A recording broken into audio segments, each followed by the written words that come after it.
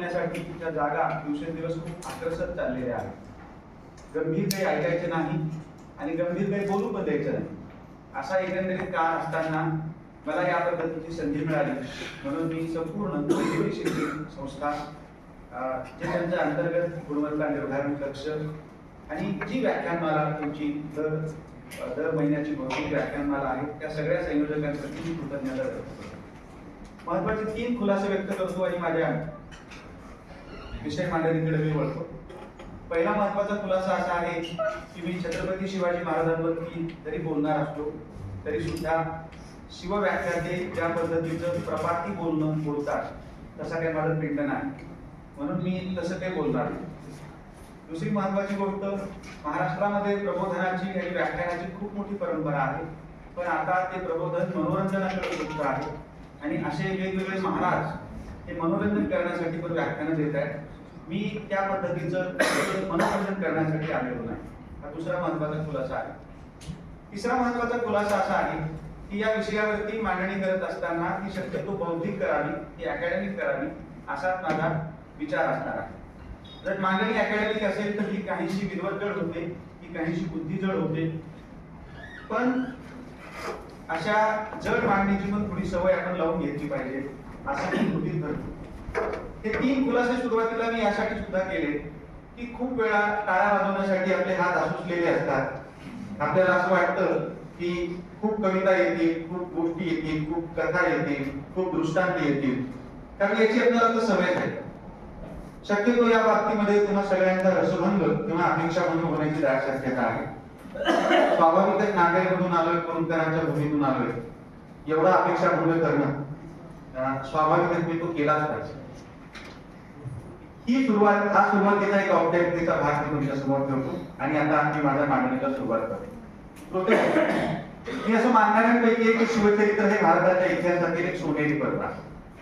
पराभवाचे धक्क्यामधून धक्के खाल्ल्याने गरीब गात्र झालेल्या समाजाला दूरवर असेच्या अंधुक किरणही दिसत नसताना मराठी माणसांची अस्मिता खडबडून जागी व्हावी, नुसती जागी होऊ नये तर असे तू हिमाचल त्या अस्मितेचे आविष्करण व्हावे, इतकी महत्वाची, मोलाची आणि मूलभूत कामगिरी शिवछत्रपतींनी या देशाच्या इतिहासात करून ठेवली आहे. म्हणून शिवाजी ही वर्णमालेमधली 3 अक्षरं आपण वाचली की आपल्या धमन्यातून वाहणारा रक्ताचा प्रवाह आवेगानं धावायला.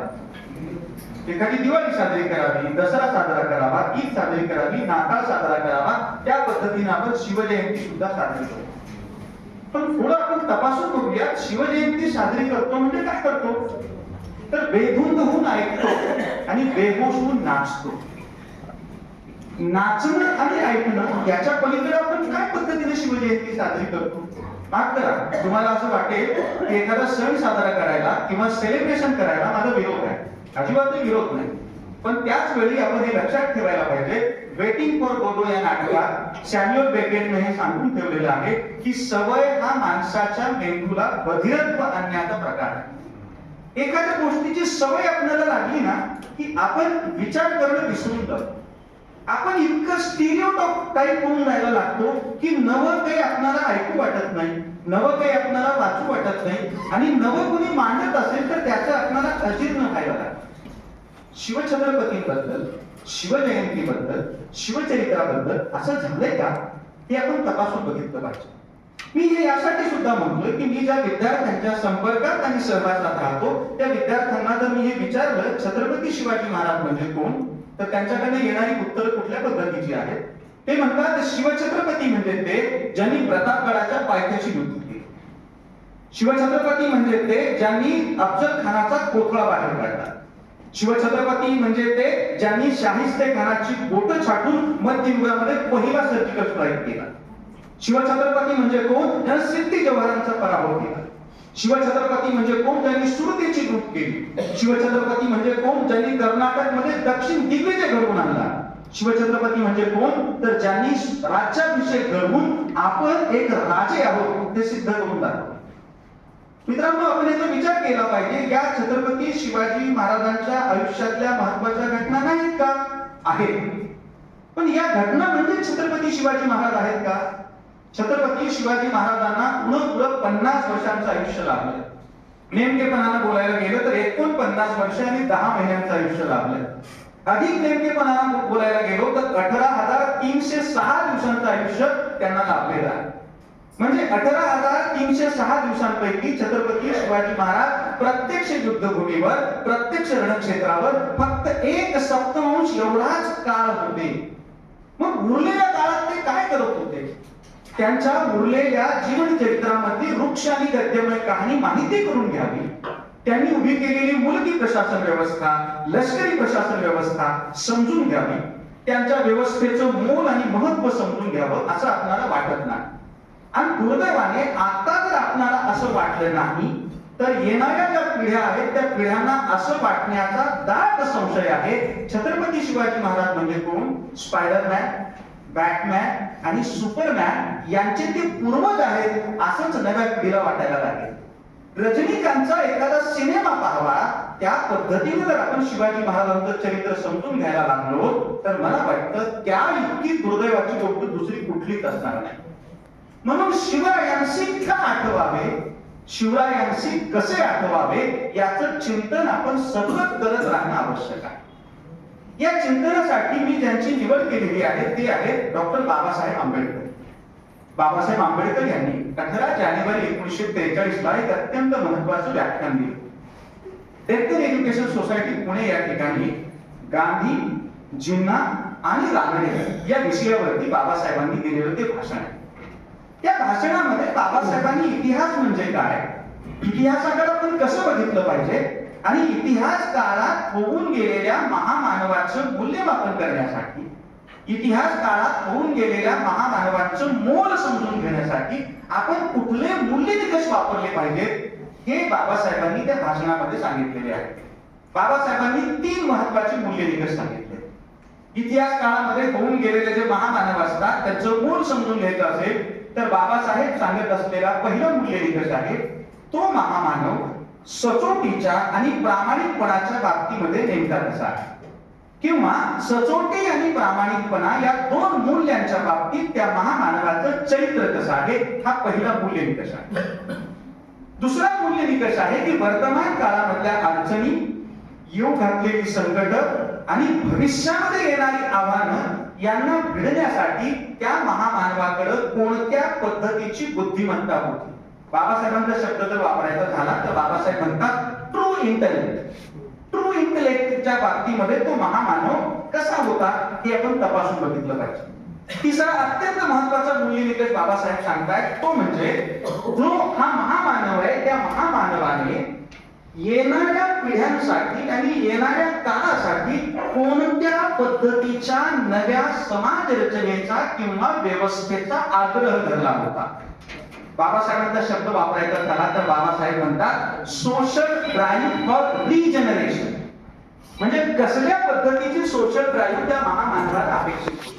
अर्थात बाबासाहेबांनी सांगितलेले हे मूल्य निकष आधुनिक काळातले जरी असले तरी मध्ययुगीन कालखंडामधल्या छत्रपती शिवाजी महाराजांचं मोठेपण समजून घेण्यासाठी, त्यांचं स्मरण करण्यासाठी हे मूल्य निकष मला महत्वाचे वाटतात. पहिला मूल्य निकष जो बाबासाहेब सांगतायत तो म्हणजे त्या व्यक्तीची, त्या महामानवाची सचोटी, त्या महामानवाचा प्रामाणिकपणा आणि त्या महामानवाचं एकंदरीत चरित्र हे आपण नीटपणाने समजून घेतलं पाहिजे. छत्रपती शिवाजी महाराज 1630 ते 1680 हा त्यांचा कालखंड आहे. या कालखंडामध्ये छत्रपती शिवाजी महाराजांची जी जडणघडण घडत होती ती कशा पद्धतीची होती, कोणते गुण आत्मसात करण्याचा प्रयत्न छत्रपती शिवाजी महाराज करत होते आणि छत्रपती शिवाजी महाराजांनी कोणते गुण आत्मसात केले पाहिजे म्हणून शहाजी राजे आणि महाजिजाऊ प्रयत्नशील होत्या हे आपण समजून घेतलं पाहिजे. यासाठी मी आधार घेतो आहे परमानंद नावाचे जे कवी होते ज्यांना शिवछत्रपतींनी इतिहास लिहायला लावला, आपल्या घराण्याचं चरित्र लिहायला लावलं, तो ग्रंथ म्हणजे शिवभारती. या शिवभारत नावाच्या ग्रंथामध्ये परमानंद असं सांगत आहे की वय वर्ष 7 ते वय वर्ष 12 या कालखंडामध्ये छत्रपती शिवाजी महाराज किंवा बाल शिवाजी काय पद्धतीने त्यांची जडणघडण होती आहे. तर त्यांनी 2 महत्वाच्या गोष्टी सांगितलेल्या आहेत.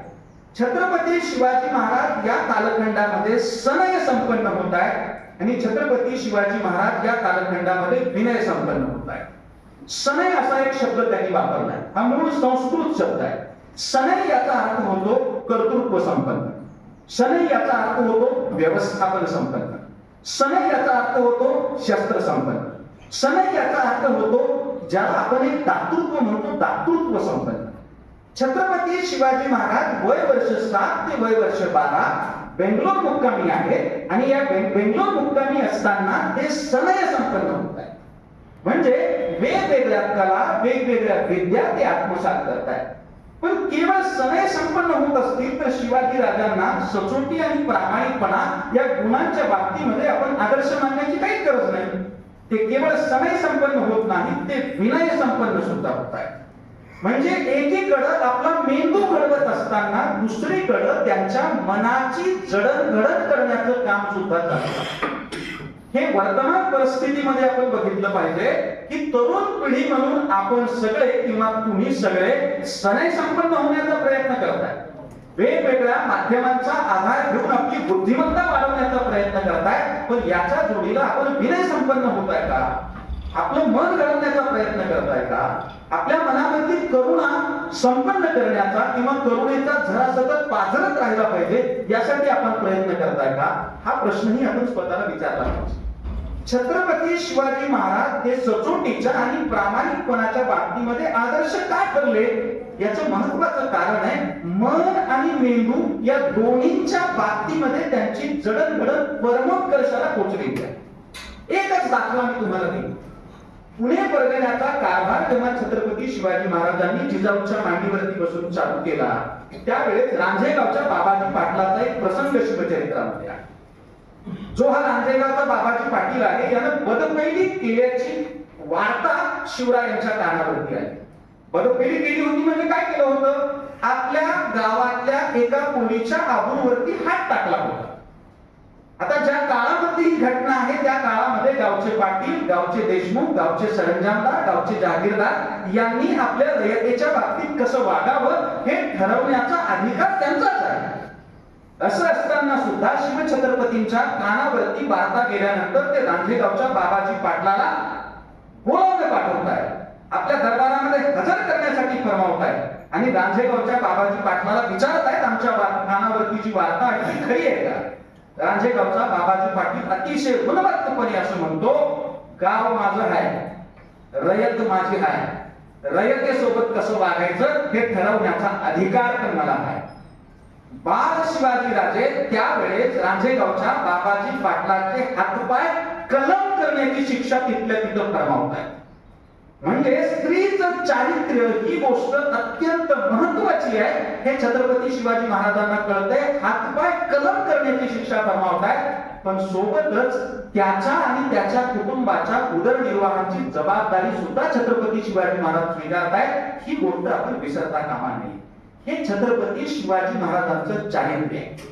हा छत्रपती शिवाजी महाराजांचा प्रामाणिकपणा आणि सचोटी आहे. ही गोष्ट आपण नीट लक्षात घेतली पाहिजे.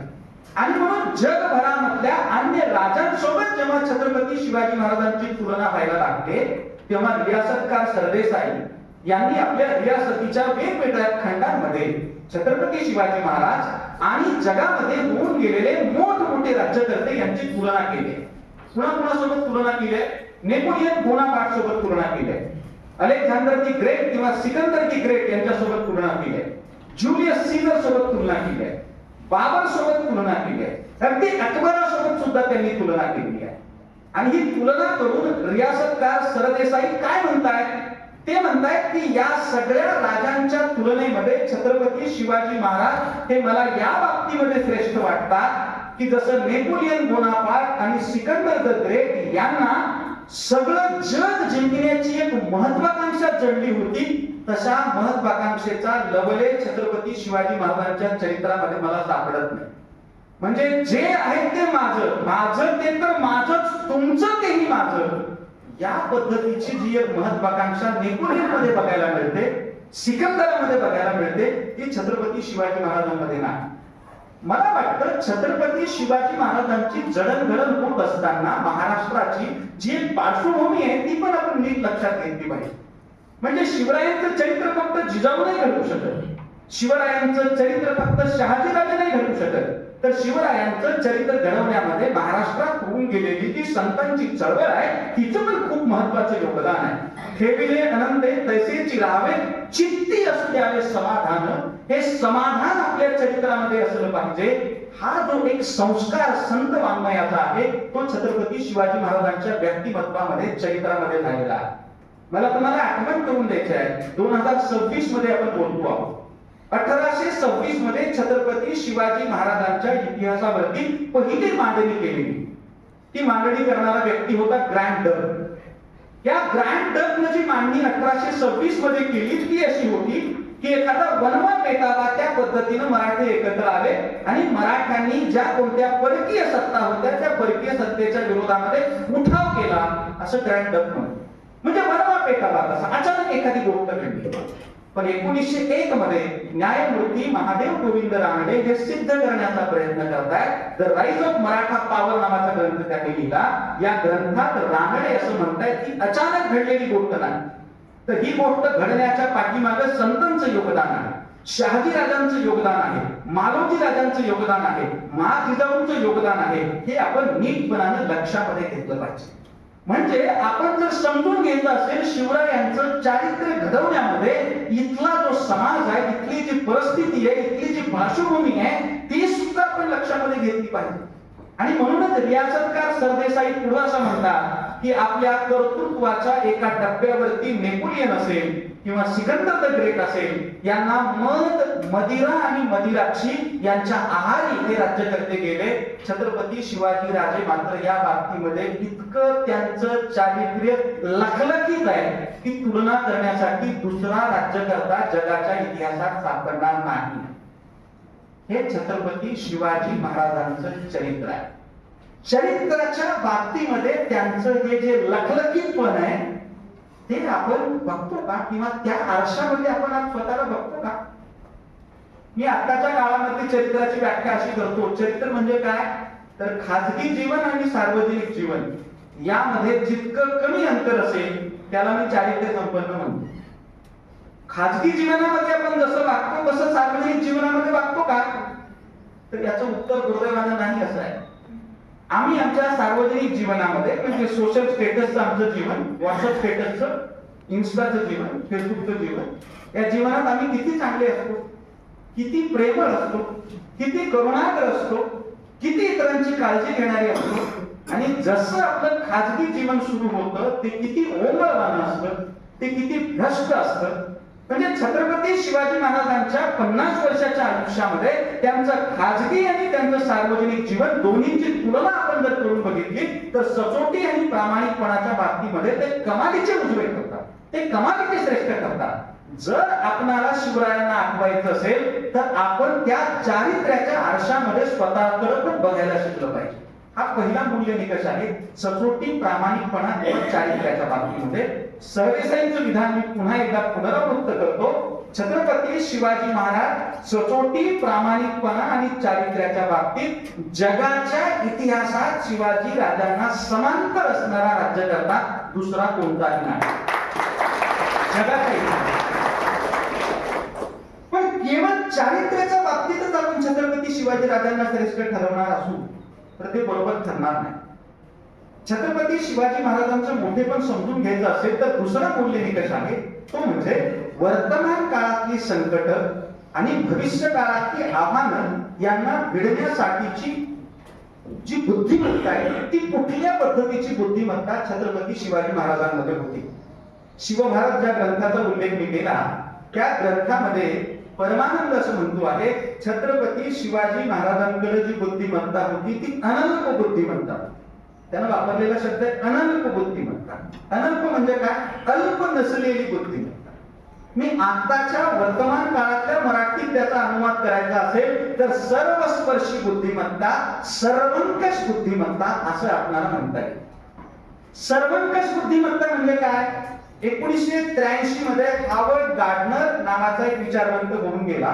त्याने एक सिद्धांत मांडला, मल्टिपल इंटेलिजन्स, ज्याचा मराठीमध्ये अनुवाद होतो बहुविध बुद्धिमत्ता. बुद्धिमत्तेचे वेगवेगळे पैलू सांगत असताना गार्डनर असं म्हणतो की व्यक्तीमध्ये तार्किक बुद्धिमत्ता असते, व्यक्तीमध्ये गणिती बुद्धिमत्ता असते, व्यक्तीमध्ये भाषिक बुद्धिमत्ता असते, व्यक्तीमध्ये भावनिक बुद्धिमत्ता असते, व्यक्तीमध्ये सामाजिक बुद्धिमत्ता असते. 1983 मध्ये गार्डनर जे सांगतोय ते साधारणतः 300 वर्ष अगोदर छत्रपती शिवाजी महाराजांच्या चरित्रात आपल्याला बघायला मिळते. त्यांच्याकडे काय पद्धतीची बुद्धिमत्ता होती. म्हणजे छत्रपती शिवाजी महाराज हे घोडसवारी करत होते का? हो. दांडपट्टा चालवत होते का? हो. सोबतच तलवार चालवत होते का? हो. ढालीनं स्वतःचं संरक्षण करत होते का? हो. या सगळ्या गोष्टी ते करतच होते. पण याच्या जोडीला नंतरच्या कालखंडामध्ये त्यांनी जे काही भव्य आणि दिव्य केलं त्याच्या पाऊल पुन्हा आपणाला त्यांच्या चरित्राच्या सुरुवातीच्या टप्प्यामध्ये बघायला मिळतात. डॉक्टर आह साळुंके यांनी एके ठिकाणी असं नोंदवून ठेवलेलं आहे की छत्रपती शिवाजी महाराज लहान असताना जे वेगवेगळे विषय शिकत होते त्यापैकी एका विषयाचं शीर्षक आहे किंवा एका विषयाचं नाव आहे सामुद्रमथ नावाची एक विद्यार्थी शिकत होते. आणि महाराष्ट्रामधल्या वेगवेगळ्या इतिहासकारांनी आणि विचारवंतांनी सामुद्रमथ म्हणजे काय हे सांगत असताना असं सांगितलंय छत्रपती शिवाजी राजांना ज्योतिष विद्या माहिती होती.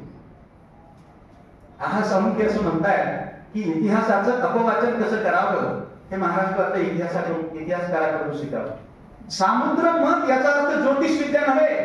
सामुद्रमथ म्हणजे समुद्राविषयीची विद्या, सागराविषयीची विद्या. म्हणून मध्ययुगीन भारतामध्ये छत्रपती शिवाजी महाराज केवळ एकमेव आहेत ज्यांना हे लक्षात आलं पोर्तुगीज आणि इंग्रज नावाची जी परकीय सत्ता आलेली आहे ती समुद्र मार्गे येणार आहे आणि त्या सत्तेला जर आपल्याला रोखायचं असेल तर आपलं आरमार ताकदवान असलं पाहिजे. हे छत्रपती शिवाजी महाराज नंतरच्या काळामध्ये करतायत, आरमाराची उभारणी करतायत. याचं कारण लहान असताना सामुद्रमथ नावाच्या विद्येचं आत्मसातीकरण त्यांनी केलेलं आहे. लहान असताना जे शिकले ना ते मोठं झाल्यानंतर त्यांनी प्रत्यक्षात करून दाखवलं. कारण ज्याला विद्या म्हटलं जातं, ज्याला ज्ञान म्हटलं जातं त्याची व्याख्या काय आहे? पीटर ड्रकर नावाचा एक व्यवस्थापन तज्ञ आहे. तो ज्ञानाची व्याख्या करताना असं म्हणतो information in action is knowledge. किती सरळ साधी सोपी व्याख्या आहे. जी माहिती आपण घेतो तिचं कृतीमध्ये रूपांतर करणं म्हणजे ज्ञान. छत्रपती शिवाजी राजे लहान असताना जी जी माहिती आत्मसात करत होते पुढील काळामध्ये त्यांनी त्याचं कृतीमध्ये रूपांतर केलंय. म्हणून ते ज्ञानी आहेत, म्हणून ते बुद्धिमान आहेत, म्हणून येणारी संकट त्यांना कळतायत. हे केवळ पोर्तुगीज आणि इंग्रजांबद्दलच नाहीये तर स्वराज्यावरती अफजल खान चाल करून येतो आहे. हे छत्रपती शिवाजी महाराज वय वर्ष 25 आहे तेव्हाच त्यांच्या लक्षात येतंय की अफजल खान जो आहे तो स्वराज्यावरती चाल करून येतो. पण या अफजल खानाला शिवाजी राजांनी लगेच्या लगे भिडण्याची घाई केली नाही. एखादं संकट येत असेल तर संकटाची तीव्रता समजून घ्यावी लागते. जे संकट आहे ते संकट किती मोठे आहे हे समजून घ्यावं लागतं. म्हणून अफजल खानासोबत आपल्याला जर लढायचं असेल तर तेवढं शस्त्रबळ आपल्याकडे नाही, तेवढं सैन्यबळ आपल्याकडे नाही, तेवढं घोडदळ आपल्याकडे नाही, तेवढं पायदळ आपल्याकडे नाही. बुद्धिमत्तेचा महत्वाचा निकष संकटाचं मूल्यमापन करण्यामध्ये सुद्धा असतो. म्हणून छत्रपती शिवाजी महाराजांनी पहिल्या टप्प्यामध्ये अफजल खान नावाच्या शत्रूसोबत भिडण्यापूर्वी काय केलेलं आहे तर जावळीचं खोरं चंद्रराव मोऱ्यांपासून आपल्या ताब्यामध्ये घेतलेलं आहे. जावळीचं खोरं कधी गेलात पश्चिम महाराष्ट्रामध्ये तुम्ही प्रतापगड जर तुम्हाला कधी बघायचा असेल तर बघा. अगदी 2026 मध्ये सुद्धा आपण प्रतापगड आणि प्रतापगडचा परिसर बघणार असू तर इतका झाडांनी वेढलेला हा प्रदेश आहे, इतक्या दऱ्याखोऱ्यांनी नटलेला हा प्रदेश आहे की जगाच्या इतिहासामध्ये जावळीच्या खोऱ्याबद्दलची अशी नोंद सापडते. जावळीचं खोरं म्हणजे या पद्धतीचा प्रदेश आहे जिथं शत्रू फक्त येऊ शकतो, तो परत जाऊ शकत नाही. म्हणजे आताच्या नव्या परिभाषेमध्ये शत्रूचं इनकमिंग पॉसिबल आहे, आउटगोइंग पॉसिबलच नाही. तो प्रदेशच नेमका या पद्धतीचा आहे की शत्रूला केवळ येता येईल, जाता येणार नाही. म्हणून छत्रपती शिवाजी राजांचं स्मरण करताना, त्यांना आठवण करताना नाट्यमय रीतीनं त्यांनी अफजल खानाचा पुतळा कसा बाहेर काढला याच्यात रंगून जाण्यात काही मतलब नाही. अफजल खान ज्या क्षणी प्रतापगडाच्या पायथ्याशी आला त्या क्षणी त्याचा पराभव निश्चित झाला. जगातली युद्धशास्त्राची परिभाषा असं सांगते श्रेष्ठ पराक्रमी असणारा पुरुष कोण असतो, पराक्रमी असणारा योद्धा कोण असतो तर तो असतो जो स्वतःचं रणक्षेत्र स्वतः निश्चित करतो, स्वतःचं बॅटल ग्राउंड स्वतः निश्चित करतो.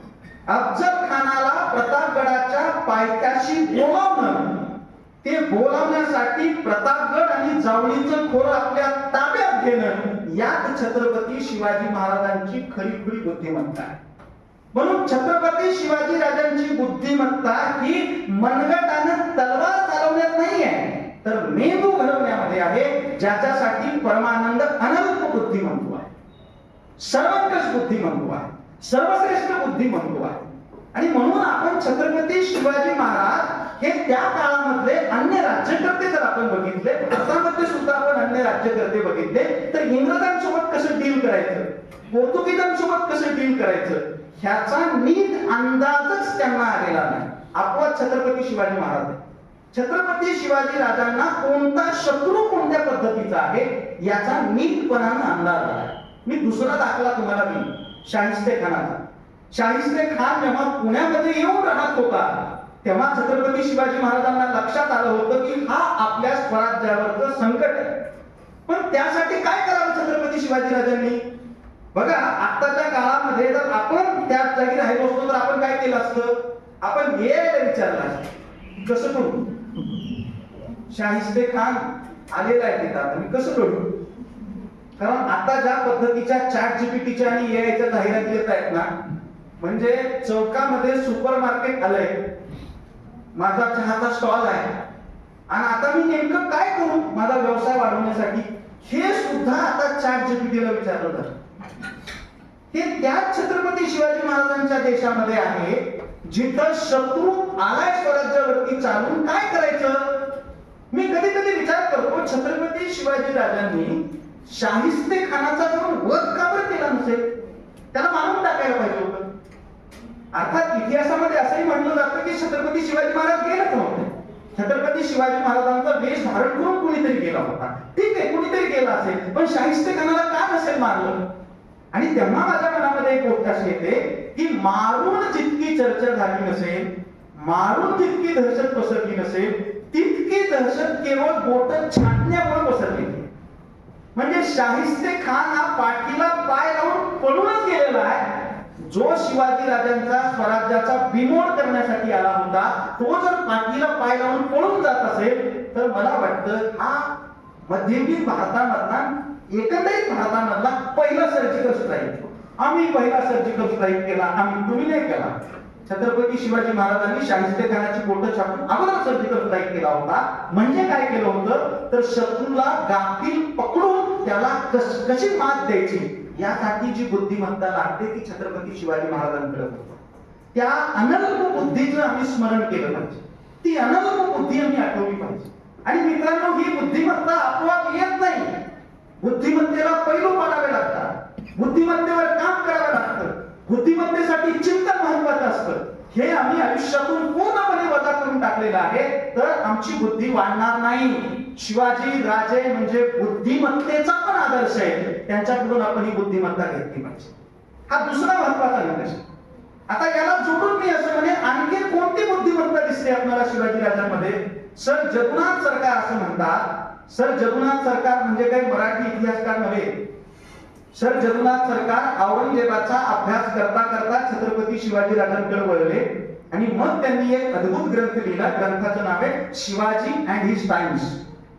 या ग्रंथामध्ये सर जगन्नाथ सरकार असं म्हणतात, छत्रपती शिवाजी राजांचं मोठेपण, वेगळेपण किंवा वैशिष्ट्य याच्यात आहे की त्यांनी ज्या पद्धतीची माणसं निवडली, ती कोणत्या धर्माची आहेत, कोणत्या जातीची आहेत, कोणत्या पंथाची आहेत, कोणत्या पोटजातीची आहेत हे बघितलं नाही, तर ती काय गुणवत्तेची आहे, अशा गुणवान माणसांची निवड छत्रपती शिवाजी महाराजांनी केलेली आहे.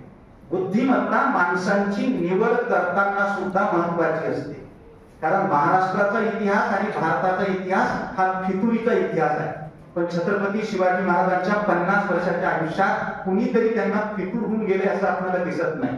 कारण फितूर असलेला माणूस शिवाजी राजांनी निवडलाच नाही. आता महाराष्ट्रामध्ये काय पद्धतीची खंदा फितुरी घडते याच्यासाठी महानगरपालिका, नगरपालिका आणि जिल्हा परिषदेच्या निवडणुका हा दाखला आहेच. काय पद्धतीची फितुरी आपल्याकडे घडते.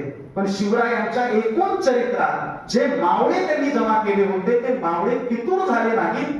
असे मावळे निवडण्यासाठीची जी बुद्धिमत्ता लागते ती ती छत्रपती शिवाजी महाराजांमध्ये होती.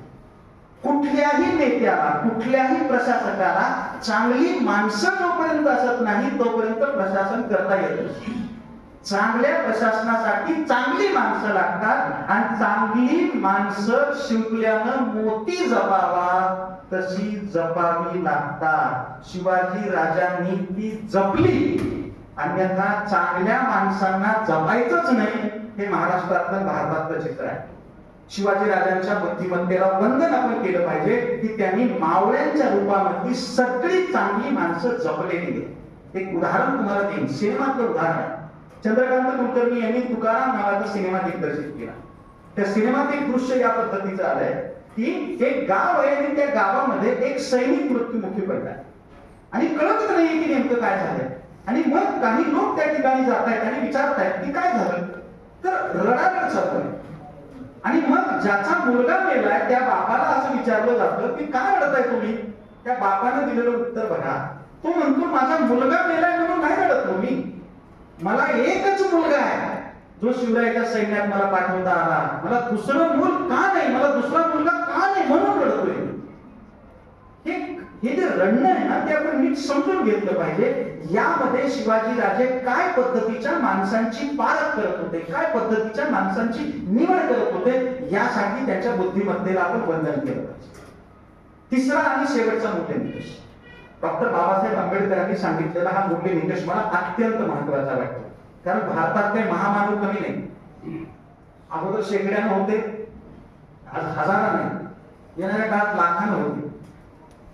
म्हणजे भूतकाळामध्ये होऊन गेलेल्या सगळ्या लोकांबद्दल आपण आदर करूया, पण सगळ्यांना महामानवाची कॅटेगरी लावता येणार नाही. सगळ्यांना महामानवाचं विशेषण लावता येणार नाही. कुणाला महामानवाचं विशेषण लावायचं हे पण मी ठरवावं लागेल आपल्याला. पण अशा वेळेस जो तिसरा मूल्य निकष आहे ना बाबासाहेबांनी सांगितलेला तो महत्वाचा आहे. ते म्हणतात की नव्या व्यवस्थेचा आग्रह त्या महामानवानं धरला होता का. बुद्धिमत्ता होती का, होती म्हणून. चारित्र्य होतं का, होतं म्हणून आता. पण नव्या मूल्य व्यवस्थेचा आग्रह होता का, नव्या प्रशासन व्यवस्थेचा आग्रह होता का, नव्या समाज व्यवस्थेचा आग्रह होता का, हे पण आपण नीट लक्षात घेतलं पाहिजे. मग छत्रपती शिवाजी महाराजांचं जे स्वराज्य आहे त्या स्वराज्याला कोणतं विशेषण लावायचं, हिंदवी हे विशेषण लावायचं का. मला वाटतं छत्रपती शिवाजी महाराजांच्या इतिहासाचं डोळस वाचन करणारा पहिला महामानव कोण असेल तर ते महात्मा ज्योतिराव फुले. महात्मा ज्योतिराव फुले यांनी त्यांना बहुजन प्रतीक पालक म्हटलंय आणि कुळवाडी भूषण म्हटलंय ही गोष्ट आपण लक्षात घ्या. छत्रपती शिवाजी महाराजांनी जे राज्य स्थापन केलं ते इथल्या श्रमिकांचं राज्य, ते इथल्या कष्टकऱ्यांचं राज्य. चिंतामण विनायक वैद्य यांनी एक महत्वाचा लेख लिहिला. त्या लेखामध्ये ते असं म्हणतात की भारताच्या इतिहासामध्ये स्वराज्य हा शब्द वापरणारा, उच्चारणारा पहिला महापुरुष म्हणजे छत्रपती शिवाजीराजे. त्यांच्यापासून दादाभाई नौरोजी यांनी स्वराज्य हा शब्द घेतला आणि नंतरच्या कालखंडामध्ये लोकमान्य बाळ गंगाधर टिळक यांनी स्वराज्य हा शब्द घेतलेला आहे. पण पहिला महापुरुष, पहिला महामानव छत्रपती शिवाजीराजे. पण जे स्वराज्य आहे ते स्वराज्य म्हणजे काय. खरं तर भारताच्या प्राचीन इतिहासामध्ये जी राज्यांची नावं आहेत ना ती राज्यांची नावं काय पद्धतीची होती. ज्या पद्धतीचे लोक राहतात त्यांच्या नावावरून राज्याचं नाव पडायचं. पण मध्ये एक काळ असा आला की राज्य म्हणजे काय तर राजाची प्रॉपर्टी. राज्य म्हणजे काय तर राजाची प्रॉपर्टी, राजाचं राज्य. राज्य कुणाचं आहे तर त्या राजाचं नाव सांगितलं जायचं. पण छत्रपती शिवाजी महाराजांच्या स्वराज्याकडे आपण जेव्हा बघतो तेव्हा ते भोसल्यांचं राज्य आहे का. जेव्हा आपण त्या राज्याकडे बघतो ते मराठ्यांचं राज्य आहे का. जेव्हा आपण त्या राज्याकडे बघतो ते हिंदूंचं राज्य आहे का. तर छत्रपती शिवाजी राजांचं जे राज्य आहे, जे स्वराज्य आहे ते जनतेचं राज्य, ते रयतेचं राज्य, ते प्रजेचं राज्य, ते लोकांचं राज्य. हे समजून घ्यायचं असेल तर 1674 ला राज्याभिषेक झाल्याबरोबर ज्या पद्धतीची आज्ञापत्र प्रस्तुत केलेली आहे छत्रपती शिवाजी राजांनी ती आपण समजून घेतली पाहिजे. त्या आज्ञापत्रामधलं एक आज्ञापत्र अतिशय प्रसिद्ध आहे. छत्रपती शिवाजी राजे काय म्हणताय तर ते म्हणतात रयतेच्या भाजीच्या देठाला सुद्धा हात लागता कामा नये. कारण हे रयतेचं राज्य आहे. जर तुम्ही रयतेच्या शेतामध्ये जाऊन भुडभुज घालणार असाल तर रयतेला वाटेल याच्यापेक्षा मोगल बरे, रयतेला वाटेल याच्यापेक्षा आदिलशहा बरा, रयतेला वाटेल याच्यापेक्षा पोर्तुगीज बरे, रयतेला वाटेल याच्यापेक्षा निजाम बरा. रयतेला हे राज्य जर आपलं वाटायचं असेल तर रयतेच्या भाजीच्या देठाला सुद्धा हात लागता कामा नये असं छत्रपती शिवाजी महाराजांनी आज्ञापत्रात सांगितलं. या आज्ञापत्राचा आधार घेऊन एका मराठी चित्रपटामध्ये प्रसंग चित्रित झालेला आहे. 8-9 वर्षाचं एक बारकं पोरग आहे. ते पोरग नेमकं बांधावरती थांबलंय. मध्ययुगीन कालखंडामध्ये पिकं उभी असायची, पण कुठली तरी एक सैन्याची तुकडी यायची आणि उभी पिकं आडवी होऊन जायची. कोणालाही दाब मागता यायचा नाही, कुणाकडेही दाब मागता यायची नाही. मध्ययुगीन कालखंड आहे, सैन्याची एक तुकडी येते आहे, एक पोरगा बांध्यावरती थांबलाय आणि त्या तुकडीच्या प्रमुखाला तो पोरगा अडवतोय, नुसता अडवत नाही. पोराचं धाडस बघा. पोरगा त्या तुकडीच्या प्रमुखाला उद्देशून म्हणतोय, खबरदार जर टाच मारून जाल पुढे चिंदड्या उडवीन राई राई एवढ्या. सिनेमातलं पुढचं दृश्य असं आहे की ज्याला उद्देशून तो पोरगा हे बोलतो आहे ते दुसरे तिसरे कोणी नाही, साक्षात छत्रपती शिवाजी महाराज आहे. त्याने शिवाजी महाराजांना कधी बघितलेलं नाही, पण माझा राजा माझ्या पाठीशी आहे. जर कोणी माझ्या पिकाच्या बाबतीमध्ये आगळीक केली तर त्याला अद्दल घडवायला माझा राजा समर्थ आहे. हा जो कॉन्फिडन्स आहे, हा जो आत्मविश्वास आहे रयतेमध्ये, तो छत्रपती शिवाजी राजांनी तयार केला होता. अहो, लोकशाहीत असताना आपल्या तेवढा कॉन्फिडन्स नाही. आपण म्हणूच शकत नाही की चुकीचं करताय, चुकीचं करशील तर बघ सरकारला सांगेल, चुकीचं करशील तर बघ पोलिसांना सांगेल, चुकीचं करशील तर बघ याला सांगेल त्याला सांगेल. कुणालाच सांगण्याची सोय नाही. लोकशाही असून, लोकांचं राज्य असून, आम्ही भारताचे लोक, भारताचे एक सार्वभौम लोकशाही गणराज्य, ही शपथ आपणच घेतली, तरी आपण म्हणू शकत नाही. पण छत्रपती शिवाजी महाराजांनी जी व्यवस्था तयार केली होती ती रयतेसाठी आहे याचं विस्मरण त्यांनी होऊ दिलेलं. म्हणून आपण एक गोष्ट लक्षात घेतली पाहिजे की खूप वेळा शिवचरित्रावरती बोलणारे वक्ते असं सांगण्याचा प्रयत्न करतात की छत्रपती शिवाजी राजे हे स्वराज्य उभे करू शकले कारण त्यांचे उत्तम मित्र त्यांच्यासोबत होते. माजी प्रभू देशपांडे सारखा माणूस होता, नेताजी पालकर सारखा माणूस होता, येसाजी कंक सारखा माणूस होता, जीवा महाला सारखा माणूस होता. आणि म्हणून छत्रपती शिवाजी महाराज हे जीवाभावाचे मित्र त्यांना मिळाले म्हणून ते स्वराज्य उभे करू शकले अशी मागणी करतात. मला माफ करा, हे सगळे छत्रपती शिवाजी राजांचे मित्र होते का? होते. पण केवळ मित्रासाठी म्हणून त्या लोकांनी बलिदान दिलं का? म्हणजे शिवाजी नावाच्या मित्रासाठी जर बाजीप्रभूंनी, शिवाजी नावाच्या मित्रासाठी नेताजी पालकरनी जर बलिदान दिलं असेल तर शिवाजी राजे मोठे ठरतील, ते महान ठरणार. या सगळ्या लोकांनी जे बलिदान दिलेलं आहे ते बलिदान छत्रपती शिवाजी राजांनी जी व्यवस्था निर्माण केली होती त्या व्यवस्थेसाठी बलिदान दिलं. म्हणजे आम्ही मेलो तरी बेहतर, आम्ही कुर्बान झालो तरी बेहतर, पण जी एक व्यवस्था शिवरायांनी तयार केली आहे तशी व्यवस्था भारताच्या इतिहासात अन्य कुणीही तयार केलेली नाही. रयतेचं भलं चिंतन आहे, रयतेचं हित चिंतन आहे, शेतकऱ्याचं हित चिंतन आहे, व्यवस्थाच नाहीये. आणि तशी व्यवस्था अबाधित राहायची असेल तर छत्रपती शिवाजी राजे अबाधित राहिले पाहिजेत. यासाठी या सगळ्या लोकांनी आत्मबलिदान दिलेलं आहे. म्हणून शिवरायांचं स्मरण करायचं असेल आम्हाला तर त्यांनी जी व्यवस्था उभी केली त्या व्यवस्थेचा केंद्रबिंदू रयत होता, त्या व्यवस्थेचा केंद्रबिंदू प्रजा होता. आणि हा केंद्रबिंदू कसा होता याचा अजून एक दाखला मी तुम्हाला सांगेन. पोर्तुगीज जेव्हा भारतामध्ये आले, दख्खनीच्या प्रदेशामध्ये आले, तेव्हा या पोर्तुगीजांनी गोव्यावरून मीठ आणायला सुरुवात केली आणि मग स्वराज्यामध्ये या मिठाला मागणी वाढायला लागली. मीठ चांगलं होतं का? होतं, पण जे कोकणामध्ये स्वराज्यात तयार होणारं मीठ आहे या मिठाला उठावच मिळेल असा झाला. शिवाजी राजांनी काय करावं? पोर्तुगीज जे मीठ तयार करून आणतायत गोव्यावरून त्याच्यावरती जबरदस्त कर लावला आणि कर लागून कोकणामध्ये रयतेकडून तयार होणाऱ्या मिठाला उठाव मिळवून देण्याचं काम केलं. अर्थशास्त्रामध्ये याला पॉलिसी ऑफ प्रोटेक्शन म्हणतात. हे पॉलिसी ऑफ प्रोटेक्शन नावाची टर्मिनॉलॉजी आधुनिक काळात तयार झाली, पण टर्मिनॉलॉजी तयार व्हायच्या अगोदर शिवाजी महाराज जे करतायत ते खूप महत्वाचं.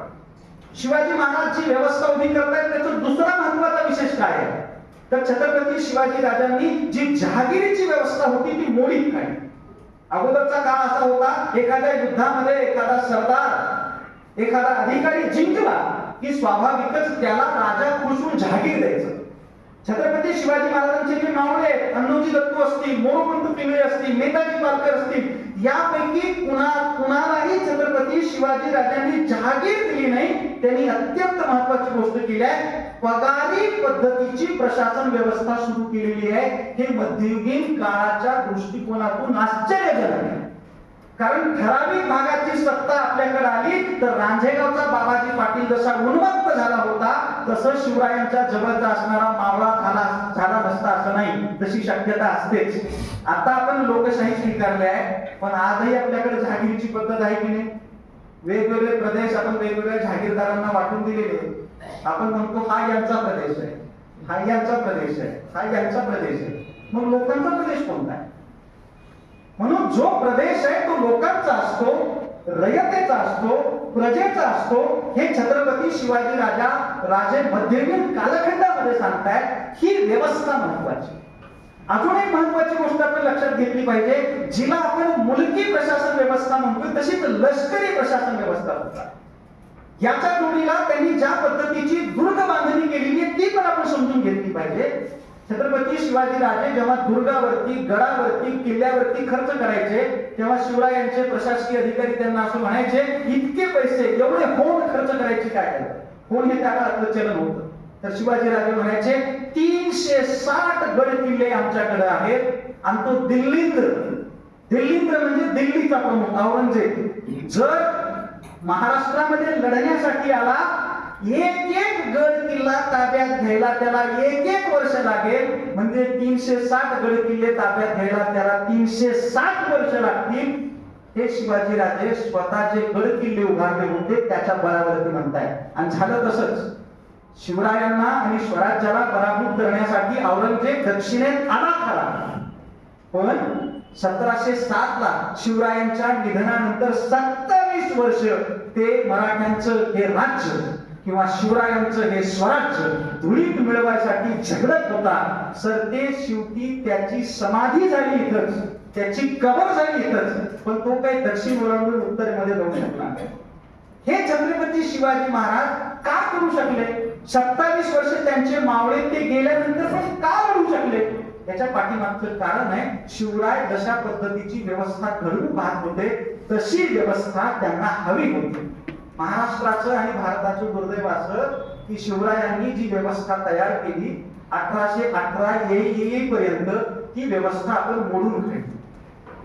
म्हणजे जसं मराठ्यांच्या राज्यामध्ये छत्रपती शिवाजी महाराजांचं राज्य म्हणजे लौकिक प्राप्त राज्य, एक तेजस्वी राज्य, सूर्यासारखं प्रखर राज्य, तशी नंतरच्या कालखंडामध्ये जी पेशवाई आली त्या पेशवाईला शिवरायांच्या व्यवस्थेचं मोल कळालं नाही, शिवरायांच्या व्यवस्थेचं मूल्य कळालं नाही. आणि आपण जे शिवरायांनी उभं केलं होतं ते धुळीला मिळवायचं काम मधल्या कालखंडामध्ये केलं. म्हणून आज जर शिवरायांना मला आठवायचं असेल तर काय करावं लागेल? त्यांच्या व्यवस्थेसाठी आठवावं लागेल. अशा नव्या व्यवस्था आम्हाला तयार कराव्या लागतील.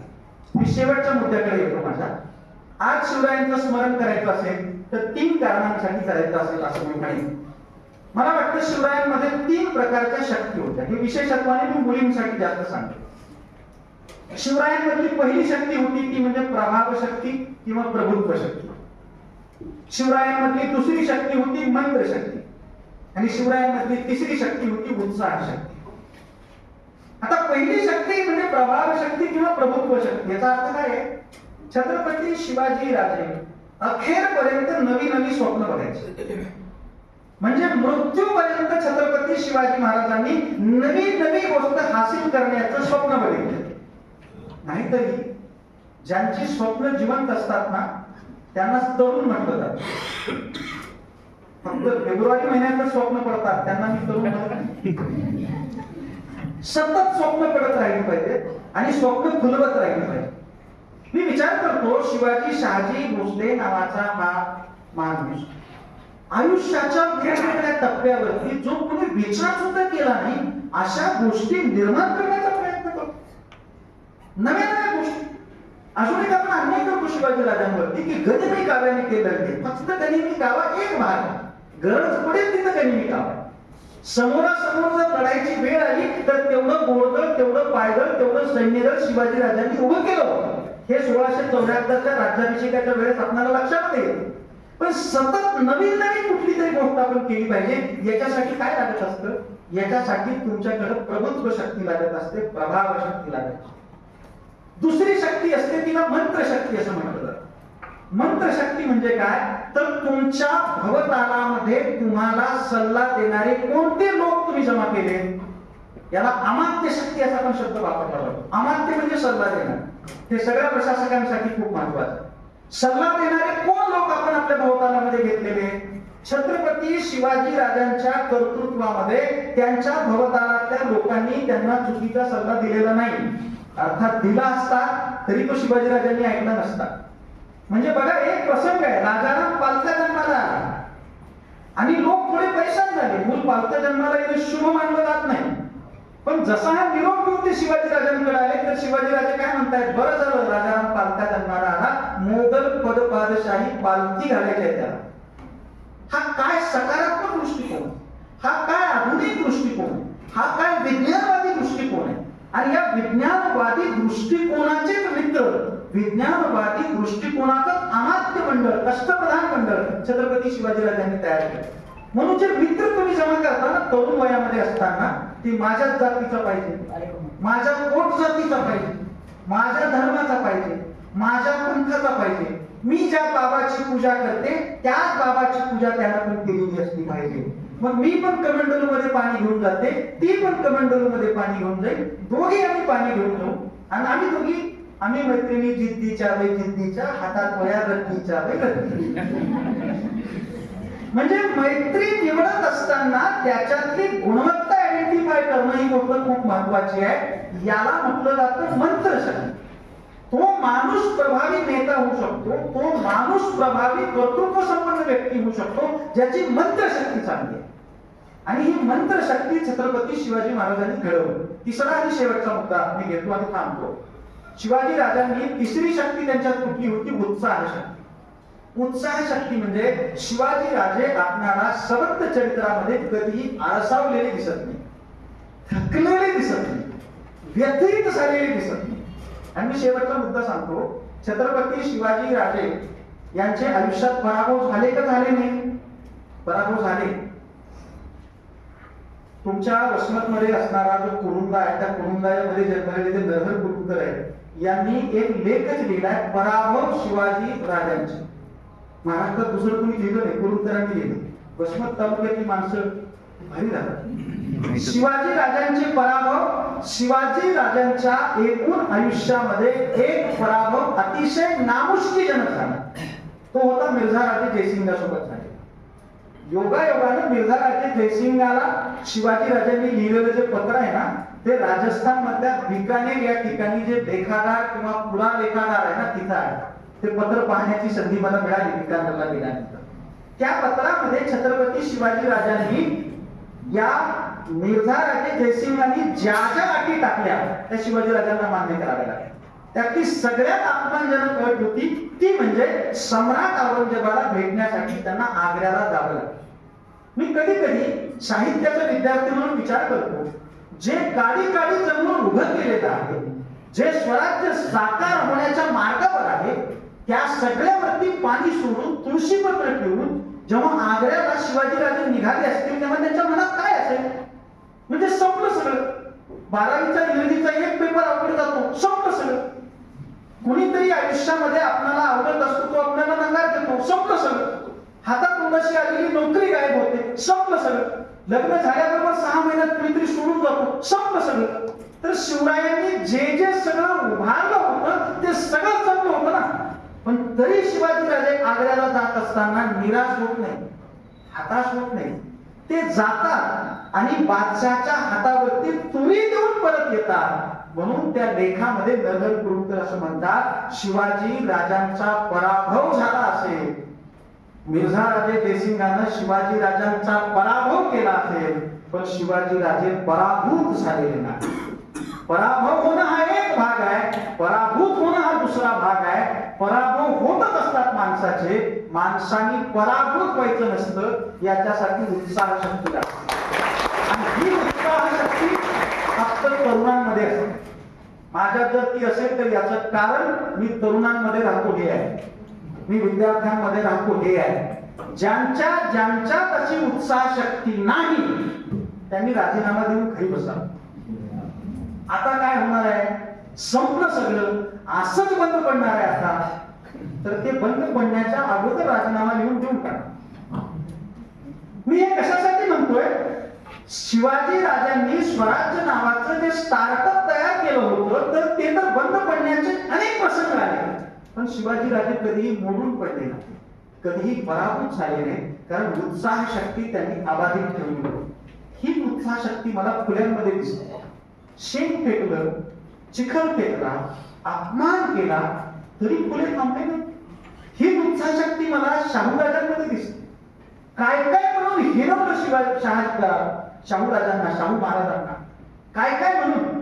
बांधा बाणा नावाची योजना त्यांनी आणली, ज्यामध्ये भटक्या विमुक्तांसाठी काम करत असताना त्यांनी फक्त जीवनाच्या मुख्य प्रवाहात यावरून प्रयत्न केला. काय काय सहन करावं लागलं शाहू राजांना, पण शाहू राजे जे आहेत ना ते मोडून पडले नाही, ते हताश झाले नाही, पराभूत झाले नाही. आणि हेच सहन करावं लागलं बाबासाहेबांना. किती सहन करावं लागलं, काय काय सहन करावं लागलं. पण शिवाजी महाराजांमधलं जे फायटिंग स्पिरिट आहे ना, शिवाजी राजांमधलं जे इनोव्हेशन, इन्स्पिरेशन अँड इंट्रोस्पेक्शनचं जे स्पिरिट आहे ना, ते स्पिरिट घेऊनच महाराष्ट्राची वाटचाल होत आलेली आहे. हे स्पिरिट गोठून जाता कामा नये. हे स्पिरिट आपल्याला अबाधित ठेवावं लागेल. हा दिवा आपल्याला अबाधित ठेवावा लागेल. हा तुफानातील दिवा आपल्याला अबाधित ठेवावा लागेल. हा तुम्ही दिवा जर अबाधित ठेवला तर शिवरायांचं स्मरण खऱ्या अर्थानं आपण साजरं करतो असं होईल. मोटरसायकलवरती झेंडा बांधणं काय सोपं आहे, डोक्यावरती फेटा बांधणं काय सोपं आहे, दाढी वाढवून शिवरायांचा मेकअप करणं काय सोपं आहे. हे शिवाजी राजांच्या इतिहासाच्या आकाराला धारण करण्यासारखं आहे. आकार धारण करणं खूप सोपं असतं, आशय धारण करणं अवघड असतं. आपणाला शिवरायांच्या स्वराज्याचा, शिवरायांच्या चरित्राचा, शिवरायांच्या कर्तृत्वाचा, शिवरायांच्या दातृत्वाचा आणि ज्याला जयतू शिवाजी असं रवींद्रनाथ टागोर यांनी म्हटलं. जयतू शिवाजी, सगळ्या भारतानं जयतू शिवाजी म्हटलं पाहिजे अशी अपेक्षा रवींद्रनाथ टागोर व्यक्त करतायत. ते जर जयतू शिवाजी असं व्हायचं असेल तर तुम्हाला आणि मला शिवरायांच्या या चरित्राचं असलं स्मरण करणं अपेक्षित आहे अशी अपेक्षा या ठिकाणी व्यक्त करतो. संयोजकांनी मला इथं बोलावलं त्याबद्दल त्यांचे आभार व्यक्त करतो. आणि हे स्मरण जर करायचं असेल तर वामनदादांनी एक मार्ग सांगितला. तो वामनदादांचा मार्ग त्यांच्या कवितेच्या रूपात मी घेतो. तुम्ही मराठीचे विद्यार्थी असाल तर मामा दादोरकरच्या अभ्यास मंडळाचे अध्यक्ष आहेत, त्यांनी ती कविता अभ्यासक्रमात घेतली. आपण जेव्हा जेव्हा हताशतेचे प्रसंग येतात तेव्हा तेव्हा वामनदादांची ही कविता स्मरणामध्ये ठेवली पाहिजे. ही कविता एका अर्थानं फुले, शाहू, आंबेडकर, शिवाजी महाराज या सगळ्या जे कोणी या प्रबोधनाच्या चळवळीचे पायी आहेत त्यांना ते तुफानातील दिवे असं म्हणतात. केवळ दोन कळले मी घेतो. पहिलं कळवं, तुफानातील दिवे आम्ही हो, तुफानातील दिवे, तुफानातील दिवे आम्ही हो, तुफानातील दिवे, तुफान वारा पाऊस धारा मुळीन आम्हा शिवे, तुफानातील दिवे आम्ही हो, तुफानातील दिवे, हाय बिचारा दुबळा वारा निर्दयतेने करीतो मारा, हाय बिचारा दुबळा वारा निर्दयतेने करीतो मारा, या वाऱ्याने मावळणारी जात आमुची नव्हे, तुफानातील दिवे आम्ही हो, तुफानातील दिवे, हल्ल्यावरती